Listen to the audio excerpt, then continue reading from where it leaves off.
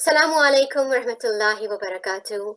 Welcome once again in Aaghai with your host Warisa Zainab, the only program on Hidayat TV that talks about your psychological well-being and mental health. Like always, we have an amazing guest with us who is doing some brilliant work around healing and empowering people. We have today with us Alia, joining all the way from Sydney, Australia. Alia is a transformational empowerment expert who helps people heal and thrive and create the best version of themselves. Alia, thank you so much for connecting once again. Jazakallah khair and walaikum salam, dear Warisa. It's such an honor again and a blessing to be sitting with you today. I'm so grateful for this opportunity to be on your show again, and thank you for having me. I'm honored to have you, Alia. And the topic that we're going to cover today, it's something that we are both really passionate about. And you'll be surprised how many people made contact, and I'm always like looking for feedback from our audience. And lots of people, they said they have been in, situations and relationships, either with a caregiver, parent, in-laws, or even a spouse who had traits of narcissism. And for any person who's been in a relationship with somebody who uses power, control, manipulation, it's really painful. And people find it extremely difficult and challenging to break away from such toxic, hurtful, spiteful relationships. And then one of the challenges people face, Alia, is surviving after leaving a narcissistic partner or a family member. And today I want to talk about how to thrive, how to heal after narcissistic abuse. So before we jump into the topic, Alia, I want you to tell our viewers the kind of work that you do and what kind of clients you work with, so that we get an idea of what you do behind the scenes. So I have a various different types of clients, and a lot of them have to do with, building a relationship with themselves, one finding themselves in, abusive relationships and how to, pick up the pieces and rebuild their lives. These are often, what women are going through that are even men. Yeah. Yeah. Absolutely, yeah. Yeah, So, as a transformational empowerment coach, there are several things that in terms of narcissistic abuse, there's several tools that I use in order to help my clients deal with the healing process. And just to name a few, which of course there is no one size fits all solution like to healing narcissistic abuse, but there are some tools that can help, that can be helpful for many women. So as a master's NLP coach, some of the tools that I utilize with clients are, for example, pattern interrupt. This is to change one's mind and perception on the situation. I can elaborate more further details later on, but I just want to mention a few more. So another is by changing your state. So this is to interrupt existing patterns that we use in relation to our physiology. Now, the other is scramble patterns. So this is about imagining the problem as a movie and having the influence over how we can change that. So, for example, visualization and also future pacing. Right. Yeah. You mentioned a few things. Thinking pattern, for example, shifting perceptions, and the power of, like I would say, desensitizing certain emotions or experiences. And I'm sure you've seen this time and time again, that people who have lived or survived a narcissistic relationship where they have always been treated, or should I say mistreated, people lose their confidence. Their self-esteem becomes low. People have doubts about their own selves. I often hear from clients that I've lost myself in the process. I don't know what my identity is anymore because I spent my entire life trying to please someone who could never be pleased or satisfied or content. And we had this discussion earlier on that we know that a narcissist never changes because they don't want to change. So the person on the receiving end who is going through the verbal or psychological abuse and manipulation, they give in their 100, 200%, thinking that their love and attention is going to change this person, and this person never changes. And by No. the time they realize, sometimes it's a bit late. The damage is done. Yes. How do you help your clients, Alia, in coming to that realization that what they have been suffering from all this time, whether it's physical abuse, sexual abuse, financial, spiritual, this is first of all abuse. How do the clients come to this realization that this is unacceptable and this is not going to change? Yeah. Well, number one, the most important thing is that the self-acknowledgement, by acknowledging the reality for what it has been and what it is. So sometimes, clients have they have difficulties trying to separate, their emotional attachment to the person, because obviously there has been love bombing, future faking, and there's been, a combination of cycle of gaslighting, abuse, psychological abuse amongst that process. So it's hard for the person to recognize that sometimes they're in a state of confusion.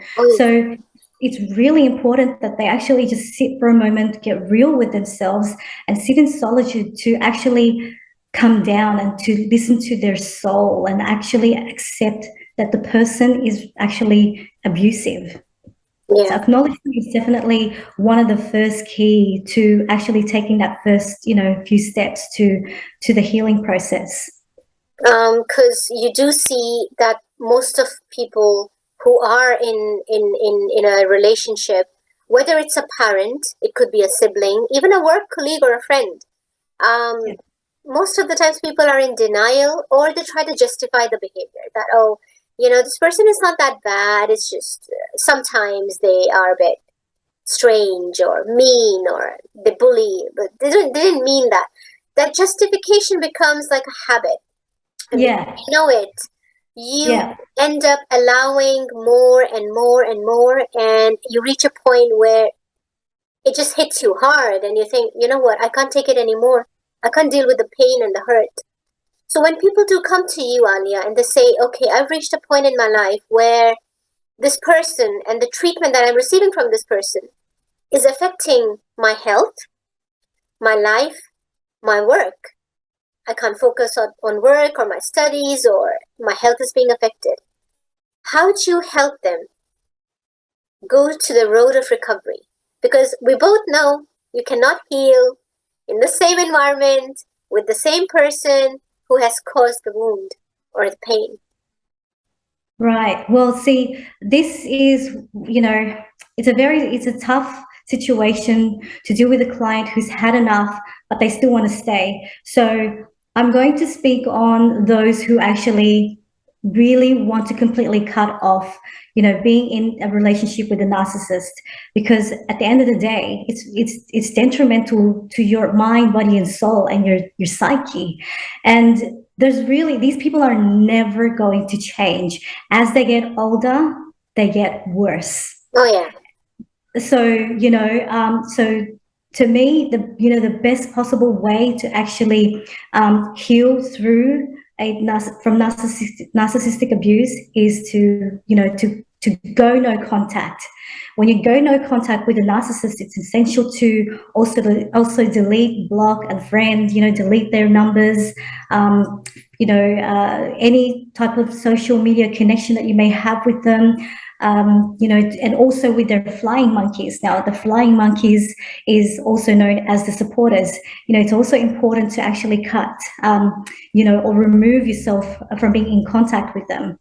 because again, when you don't actually do that, you're still kind of connected in some way, or they might repost something that will be triggering for yourself. So you really need to be mindful and take care of what may be triggering for you. So also the reason why it's important to go no contact, not just through communication but through social media, is that social media is a playground for a narcissist. They live their lives on social media like you're watching them. So again, this is another way for them to try and control and trigger your emotions and have that control over you. By knowing that they're doing something to trigger you, it's giving them supply, it's making them happy, it's feeding their ego. I have received a question from a sister, and she's saying, actually, I've got two questions for you. So, one question is, how can I go no contact when there are children involved and we live in the same house? And I know that breaking contact with this person means I may lose custody of my children. And I'll come to the next question. So the sister, she's asking that how can you go no contact if it's your parents, and breaking ties with the next of kin is not permissible in Islam? So this is a very tricky situation, because often our first initial contact is really, first contact with narcissistic abuse is actually through our own family. So, we've learned how to have these type of relationship with others, to be connected with them, because we've been told no matter how toxic or disrespectful a parent is, it's important that you actually need to stay connected and respect. And then some, depending on what religion one may practice, they might throw in some religious verse in there to sort of keep the victim, or the person that's experiencing narcissistic abuse to remain in contact, although they don't necessarily want to have as much. So it's definitely a tricky situation to be in. Now, let's talk about first of all, being remaining in contact with narcissistic families or toxic families. It's important to just acknowledge and accept that it is what it is with them, but what you're choosing is what you're choosing is a totally different lifestyle, which is healing and turning the unconscious ways of living and living a more profound, thriving self. So going grey rock when something happens, so when they say something to cause you to be upset, or they're trying to trigger you, it's important to just observe, be still, acknowledge your feelings, but don't react. And this is one of the things why it's important, it's so important, as we've spoken about. One of the topics on our interview is, the importance of connecting with your higher self, because in order for you to overcome, in order for you to rise above the situation, such as, dealing with narcissistic people or toxic people, is to really go above and beyond and understand that you don't have to emotionally react to the distress that they're causing you.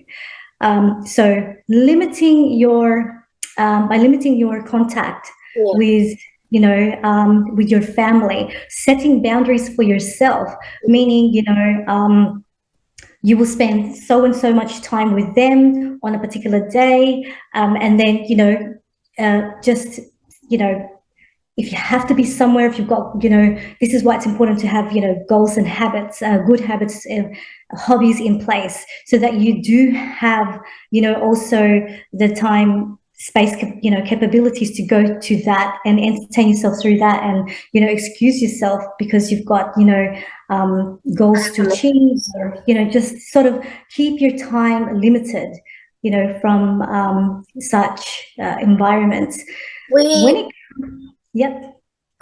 Sorry, I was just thinking, because you mentioned boundaries, and we see in relationships where one person is a narcissist and the other person is an empath or a codependent, they find it really difficult to set boundaries.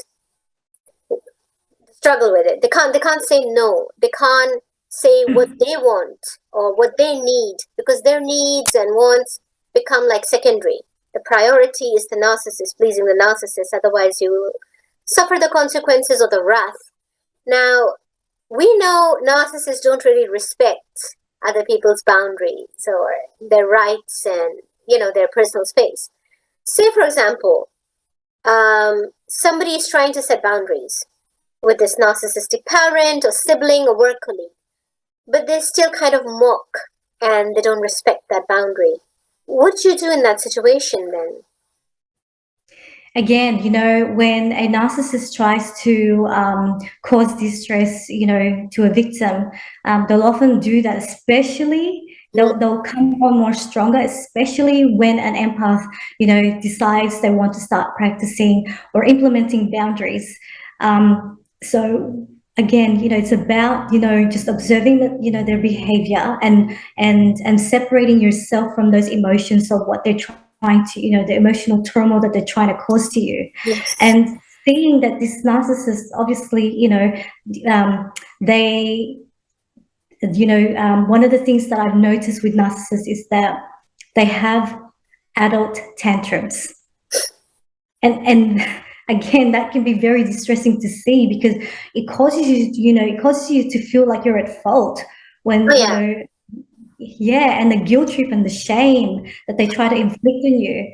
So again, this is about making it about just observing this person, has an issue, they have unresolved, childhood traumas and unresolved behaviors that they have not come to deal with. Yes. So this just, they don't know how to, they don't want to also have to deal with themselves. They just want everybody to work around them. It's like I remember someone asked me that, this person is like a bully. You know how in schools you have children who are bullies? They come like really up close and they make you feel intimidated and powerless. They huff and puff and, like you said, throw tantrums to get what they want. And if you dare say no, you suffer the consequences of that. So these are adults who act like 4-year-olds, that I want this and I want this now, and if I don't get it, then that's where the guilt trips come, the manipulation, the blaming, the verbal abuse. So it's very difficult. Like some people may try while they are living with a narcissistic person to set boundaries, to explain that this is hurtful behavior, this is spiteful behavior, and I will not tolerate or accept that. But because the other person has no respect for you, they have no empathy, no consideration, how can you find healing when you're hurting on a regular basis? Yeah, so this is the thing. When one still decides and chooses to live with the narcissist, it's really important that they practice self-care on a day-to-day basis, and to be really self-aware and self-in touch with them, with themselves and the emotions, and being aware that this person has, they're never going to change, and if they want to stay in this type of relationship, then they just need to do the work on themselves, because there's no point in trying to make things work with a narcissist. It's their way or the highway. And I've heard, I'm 99.9999%. I mean, with my own ears, I've heard this, 99.99% I'm right. So you cannot work with somebody who doesn't see an issue with, with themselves. So if one has to live with, with a narcissist because of, children or financial difficulties, then it's really important to practice, self-care and to take care of themselves and to do things that they enjoy, not to feel guilty about doing those sort of things, because often, the narcissist will be complaining, putting you on guilt trip. They may even give you the silent treatment. Silent treatment is that they often do. They may also withhold sex as a punishment as well. Affection, exactly. And whilst they're not giving you affection, they may be over showering other people with attention, and they do this subtly to hurt you and to cause harm psychologically. So again, this is why it's important to, have emotional maturity and emotional intelligence with dealing with the narcissist, because this is one of the ways that you can thrive and survive if you have to live with them. You mentioned children. You do see this in many cases where they will use their own children to get what they want, or they would make the children against the other spouse or partner, so that the person has no choice but to stay in that abusive relationship just for the sake of children. And I get to hear this, Alia, all the time, that the only reason I'm with this person is because of my children. And it's very difficult to make the client see the bigger picture, that the damage that's being caused to the children in this dysfunctional home environment where the parents are constantly fighting, arguing, or one parent is humiliating or shouting or belittling the other one. What kind of personalities are these kids gonna grow up with? Where the mother is shouting or abusing the father, or the father is shouting, abusing, manipulating the mother. Yeah. What kind of children will they grow up as? What kind of adults would they grow up as? What kind of relationship behaviors are gonna learn? You bring up such a good question, because this is such,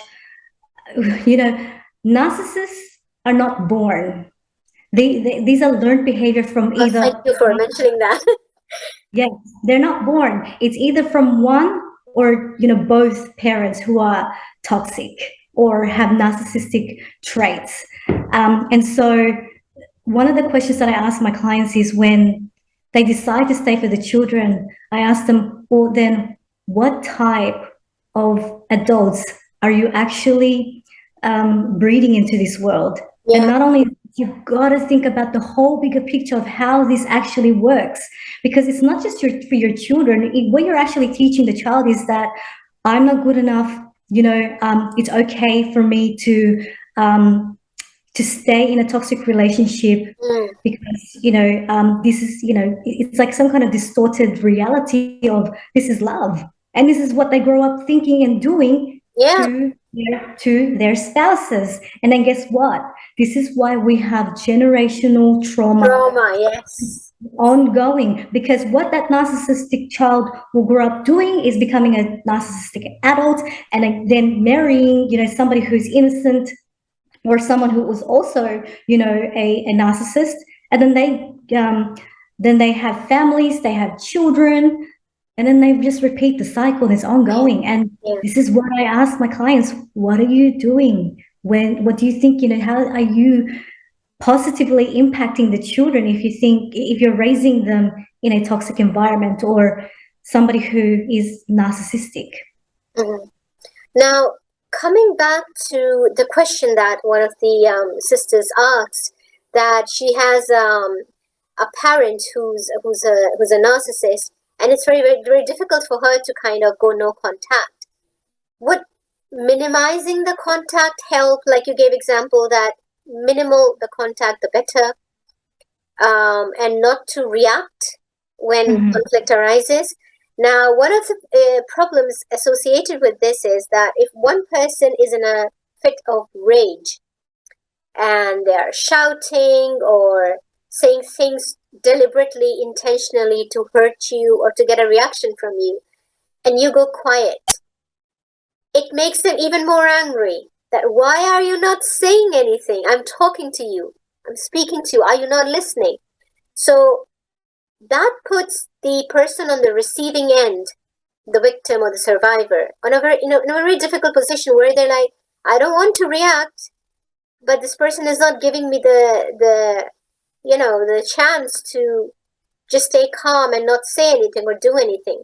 So as a response, they end up saying something or doing something that they later on kind of regret. Oh, I wish I hadn't given in, or I wish I had, stood up for myself. But in the moment, they feel helpless, powerless, and scared. Yeah. Well, this is, instilling fear. We need to And instilling fear is one of the tactics that narcissistic people utilize to keep their victims in control. Yeah. So obviously there's going to be rage, there's going to be condescending remarks, there's going to be, communications that will keep their victims at bay, and also in a fearful state. So number one, the victim needs to realize that the fear that the narcissist tries to implicate is not real. It's just fear that they're trying to instill. But of course, in that moment of time, it's hard to sort of like separate when you're in that moment. Oh my God, look what's happening. I feel scared. I'm going, they're saying that I'm not good enough, or I can't, I will never be, I will never amount to anything if I ever leave. So it's important to realize that this is just fear that they're trying to instill on the victim. And it's up to that person to choose whether they're going to adopt and accept that reality. Otherwise, they don't have to. And it really takes a lot of courage to master the to master the higher self, to come about and say, you know what, it's okay that this is the way you're going to conduct yourself, but I'm not going to accept this. Even saying that, even saying that can be something that people are afraid to say. Oh, what's the worst that can happen? Nothing really.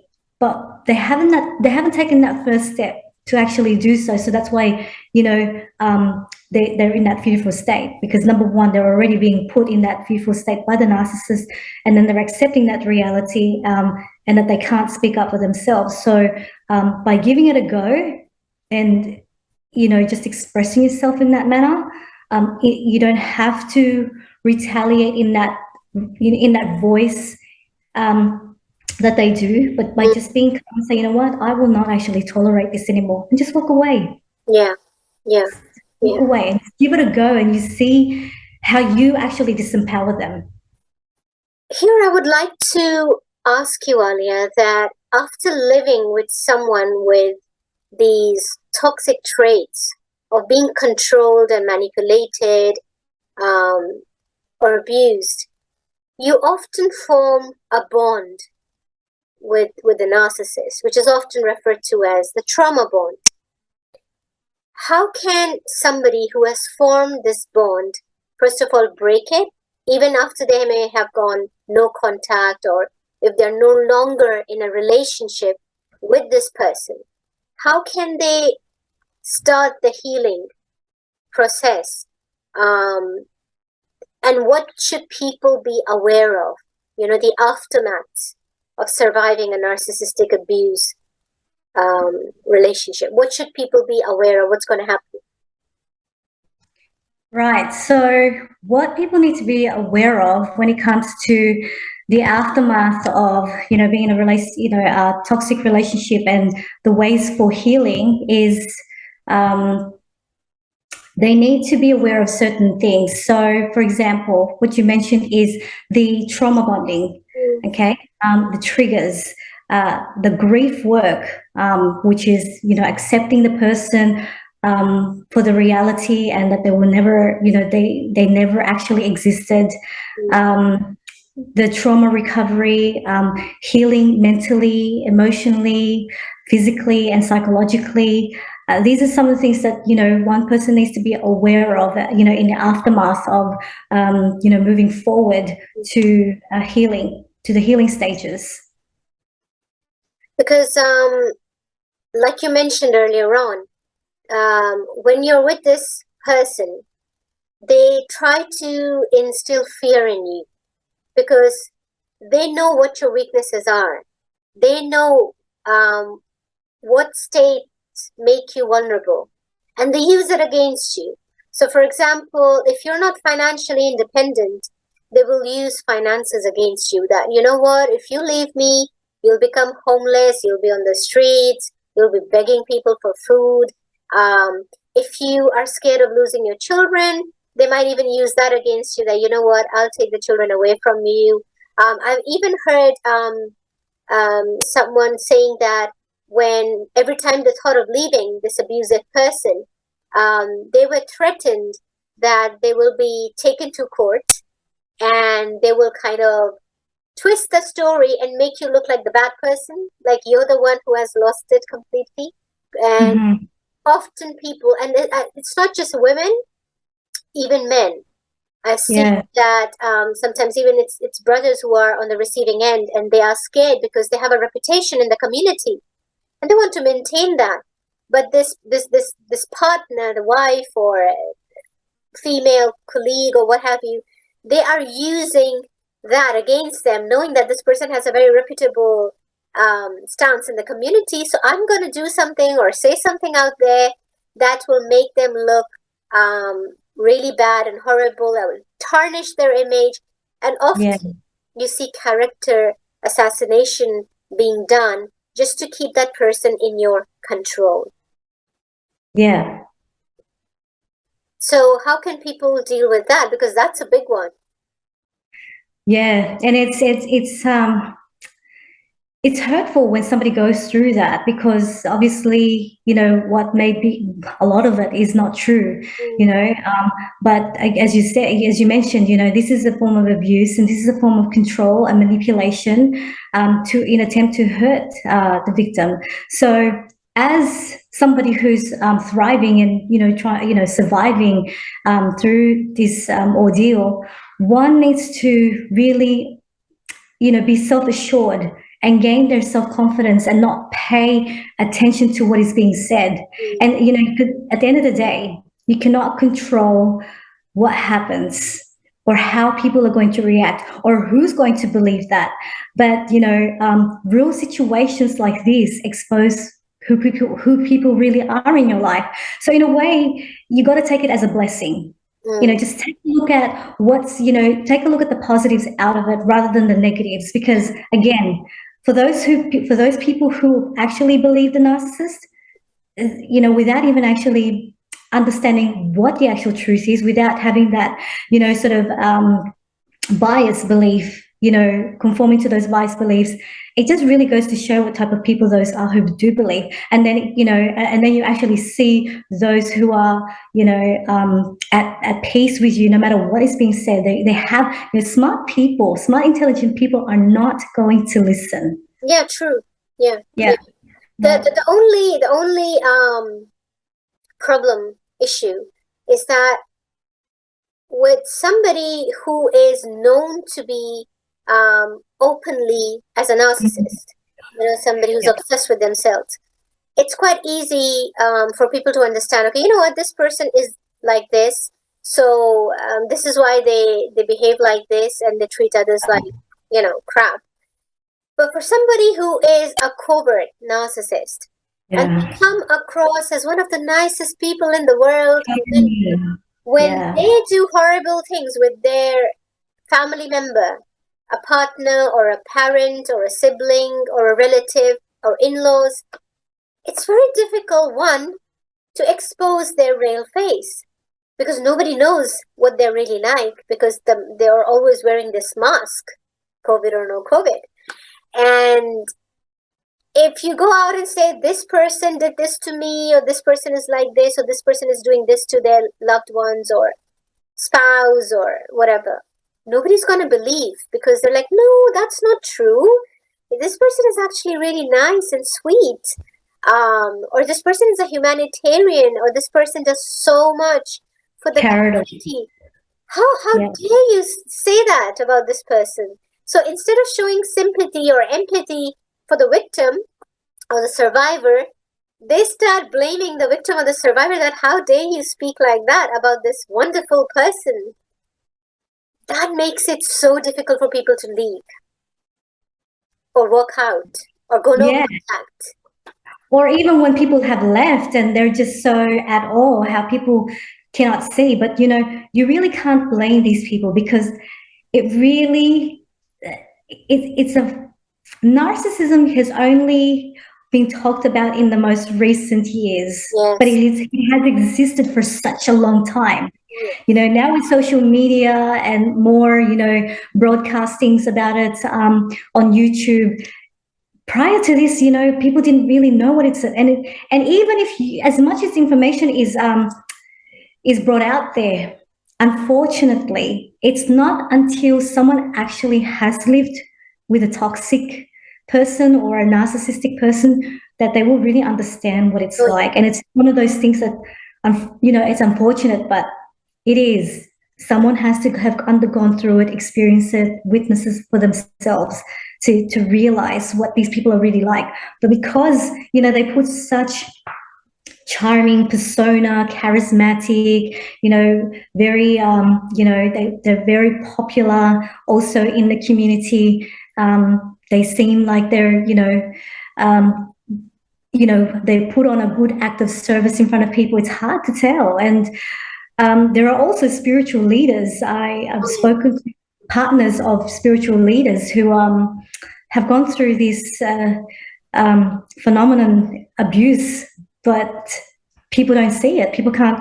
They cannot fathom this person being what this person describes, because they don't exhibit this out in the public. It's only, those people who are close to them and behind closed doors. And, like, I'm glad you mentioned that this is kind of the topic of narcissism and understanding narcissism is fairly recent. Like, if you go back 50 years even, there was hardly any mention. People used to talk about narcissistic personality disorder as a mental illness, but that's something totally, totally different, because I personally do not agree with that. I was saying this to one of my clients the other day, when my client was like, maybe it's an illness, like coronary heart disease or diabetes, so it can be treated with medications. And I gave her an example. I said, how come if somebody is ill or unwell, say for example, God forbid I have, I don't know, fever, yeah? Do I choose that when I'm in front of Alia, I will not have my fever, but when I'm in front of my work colleague, I will have fever? You can't choose when you're going to be ill and when you're not going to be ill. It's not in your control. When you're ill, you're ill. When you're unwell, you're unwell.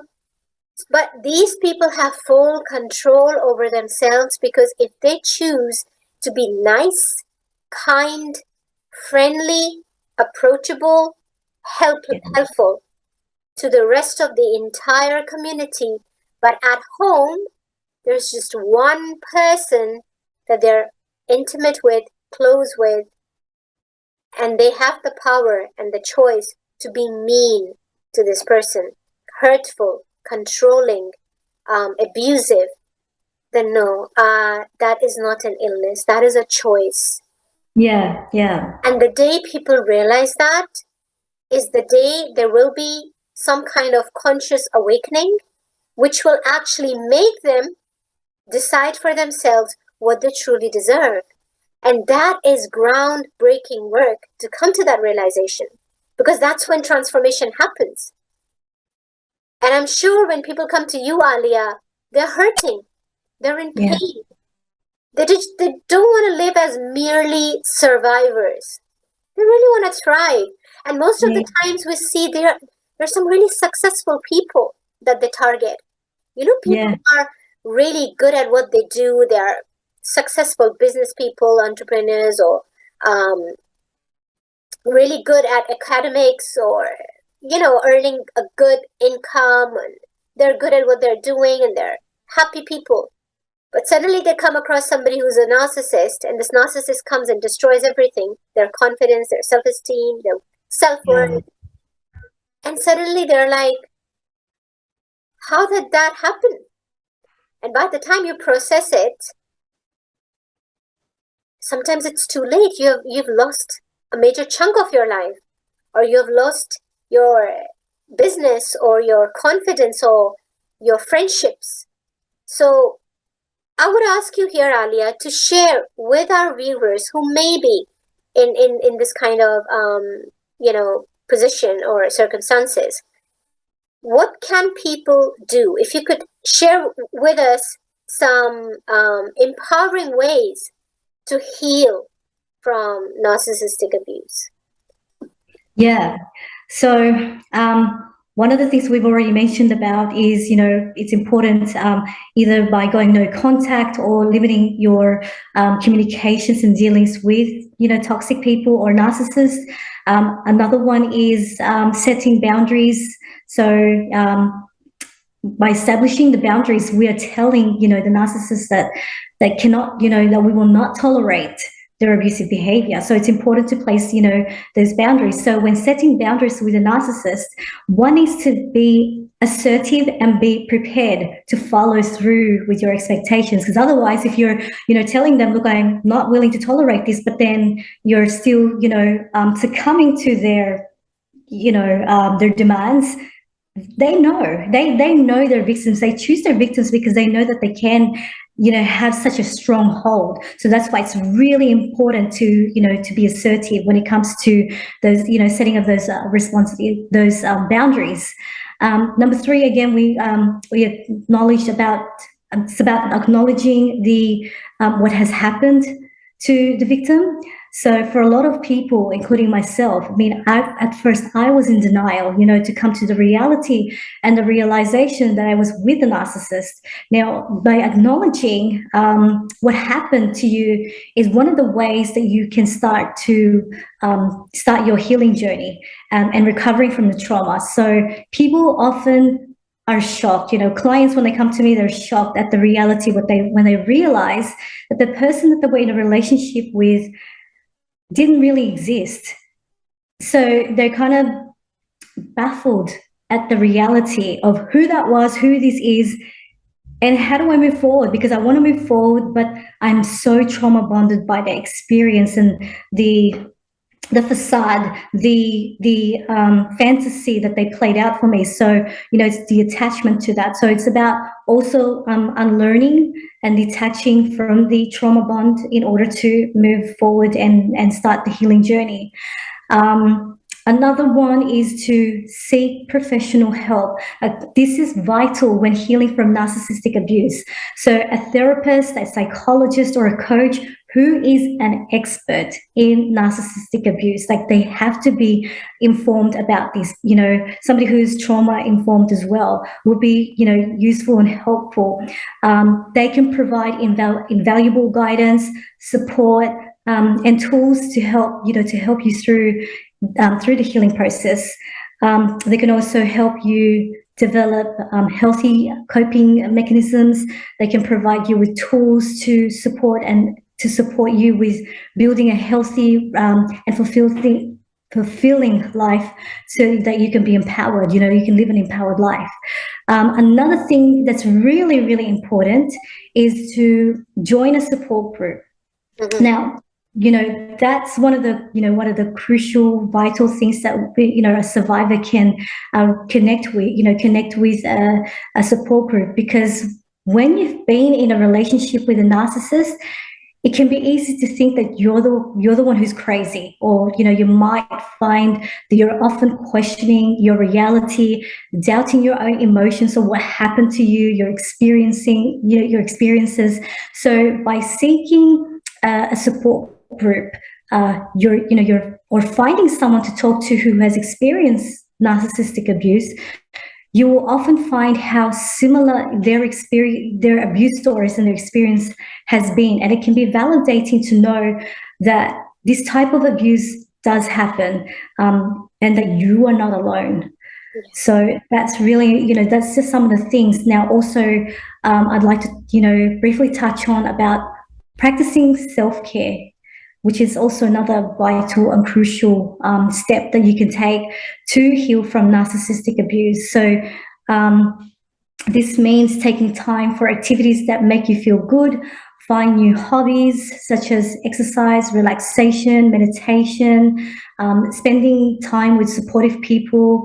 It's also important, like what by eating healthy and getting plenty of rest. Now, these two are also just as important. So it's a whole combination of things to do. And, talk therapy alone just won't help you heal. By practicing self-care, just won't help you heal alone. You need to do a variety of steps and practices for you, for one to heal and thrive. True. True.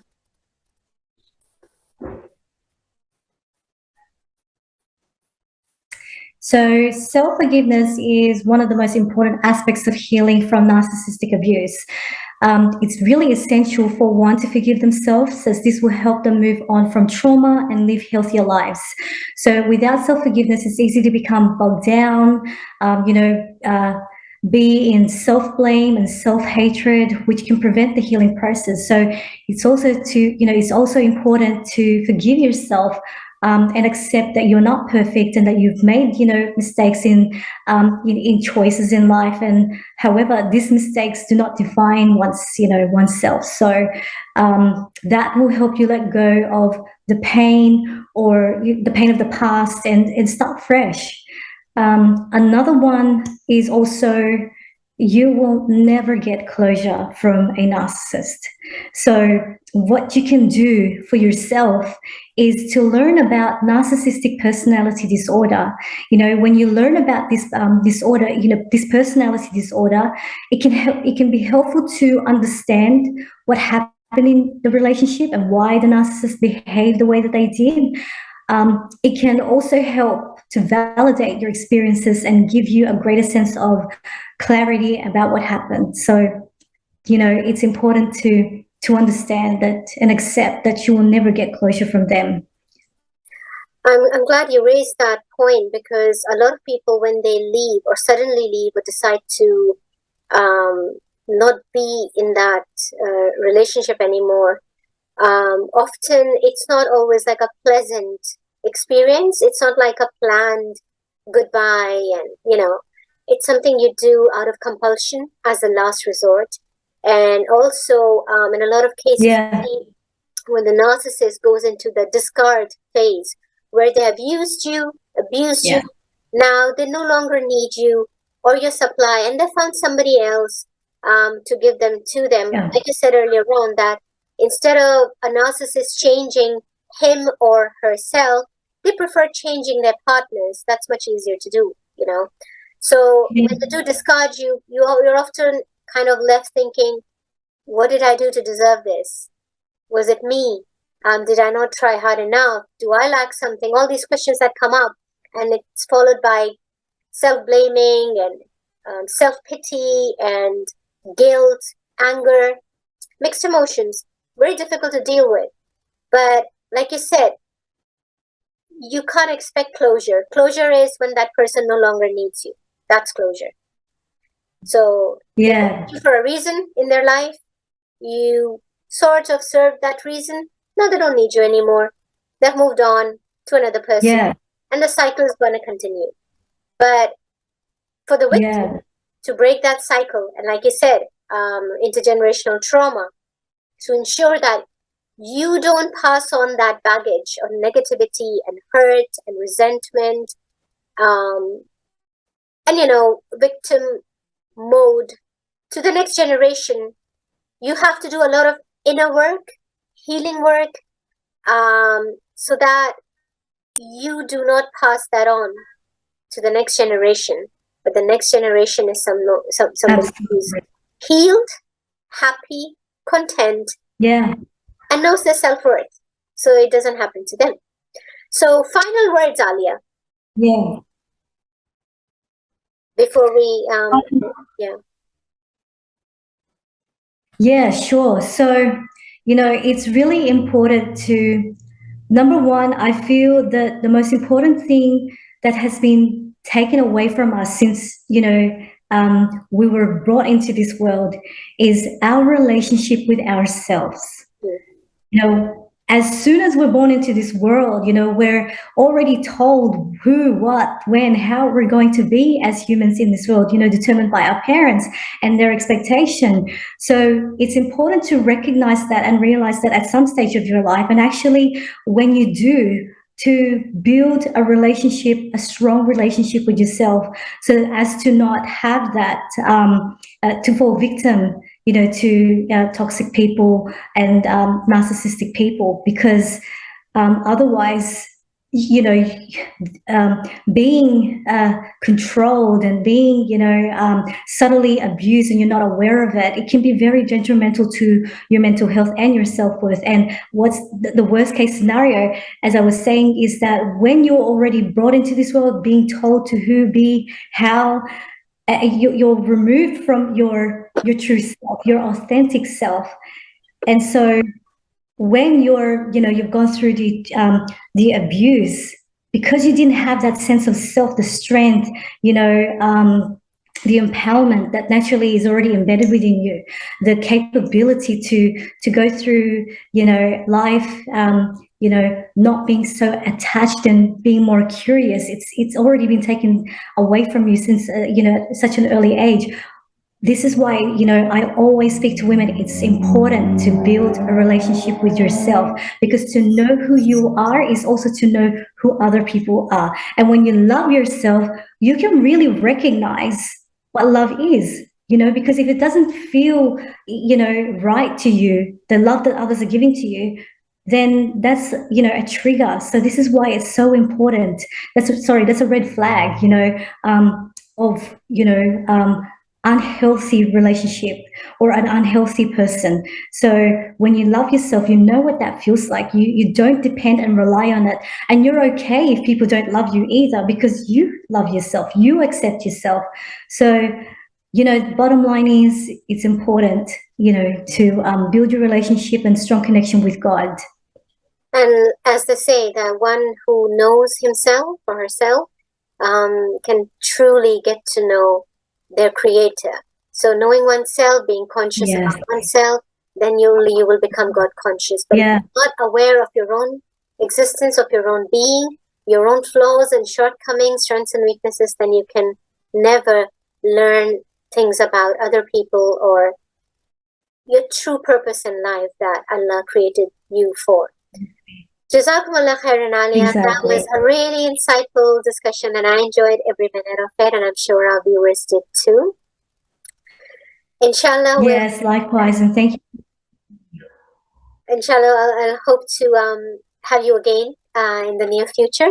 To all our lovely viewers, if you have any questions or comments or feedback to share, or if you would like to connect with Alia, please feel free to call in our studio and leave your contact details, and we'll be more than happy to connect you with our transformational empowerment experts.